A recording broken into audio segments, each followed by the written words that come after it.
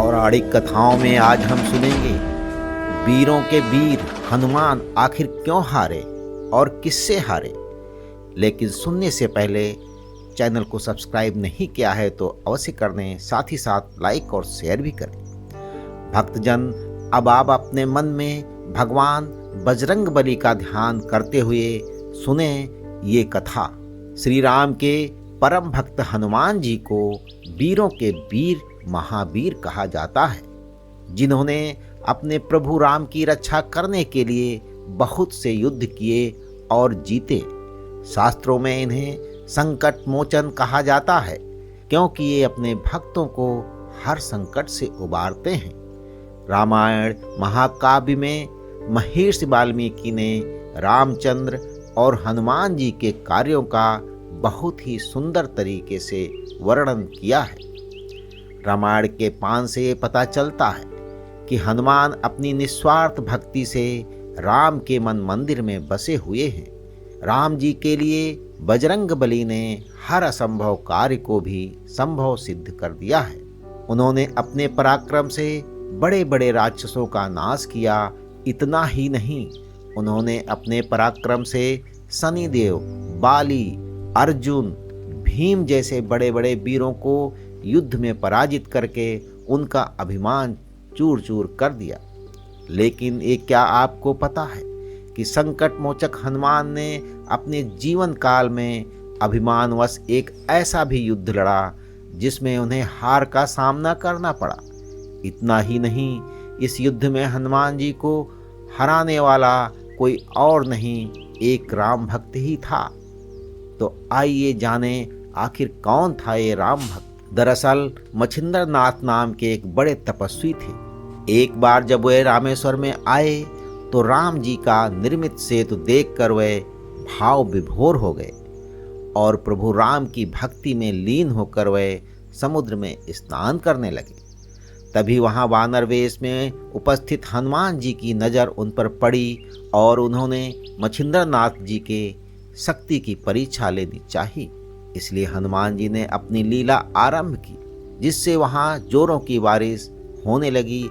ऐसे में वानर रूपी हनुमान जी उस बारिश से बचने के लिए एक पहाड़ पर वार कर गुफा बनाने की कोशिश का स्वांग करने लगे।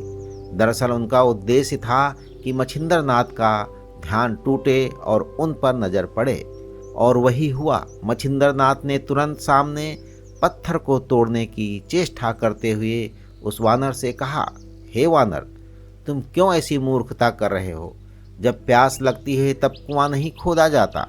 इससे पहले ही तुम्हें अपने घर का प्रबंध कर लेना चाहिए। ये सुनते ही वानर रूपी हनुमान जी ने मछिंद्र नाथ से पूछा, आप कौन हैं?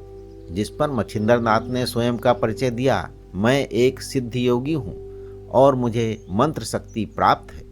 जिस पर हनुमान जी ने मछिंद्र नाथ की शक्ति की परीक्षा लेने के उद्देश्य से कहा, वैसे तो प्रभु राम और महाबली हनुमान से श्रेष्ठ योद्धा इस संसार में कोई नहीं है, पर कुछ समय उनकी सेवा करने के कारण उन्होंने प्रसन्न होकर अपनी शक्ति का 1% हिस्सा मुझे भी दिया है।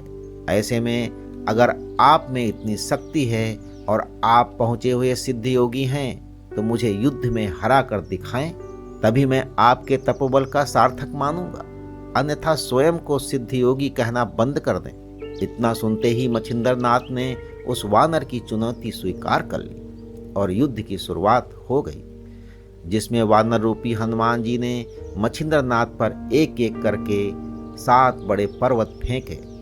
पर इन पर्वतों को अपनी तरफ आते देख मछिंद्र नाथ ने अपनी मंत्र शक्ति का प्रयोग किया और सभी 7 पर्वतों को हवा में स्थिर कर उन्हें उनके मूल स्थान पर वापस भेज दिया।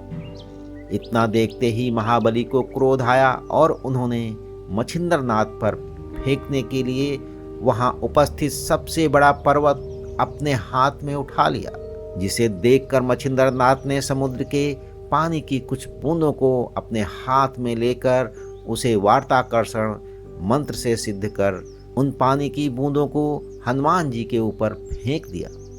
इन पानी की बूंदों का स्पर्श होते ही हनुमान जी का शरीर स्थिर हो गया और हलचल करने में भी असमर्थ हो गया।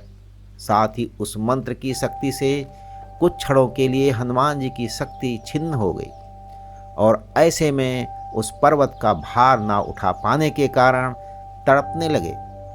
तभी हनुमान जी का कष्ट देखकर उनके पिता वायुदेव वहां पर प्रकट हुए और मच्छिंद्रनाथ से हनुमान जी को क्षमा करने की प्रार्थना की। वायुदेव की प्रार्थना सुन मच्छिंद्रनाथ ने हनुमान जी को मुक्त कर दिया और हनुमान जी अपने वास्तविक रूप में आ गए। इसके बाद उन्होंने मच्छिंद्रनाथ से कहा, हे मच्छिंद्रनाथ, आप तो स्वयं में नारायण के अवतार हैं, ये मैं भली भांति जानता था, फिर भी मैं आपकी शक्ति की परीक्षा लेने का प्रयास कर बैठा, इसलिए आप मेरी भूल को माफ़ करें। ये सुनकर और स्थिति को समझते हुए मच्छिंद्रनाथ ने हनुमान जी को माफ़ कर दिया। पौराणिक कथाओं में आज बस इतना। अगली बार हम सुनेंगे एक और नई कथा। तब तक ईश्वर की सभी शक्तियाँ व दुआएं आपकी सुरक्षा कवच बनी रहें।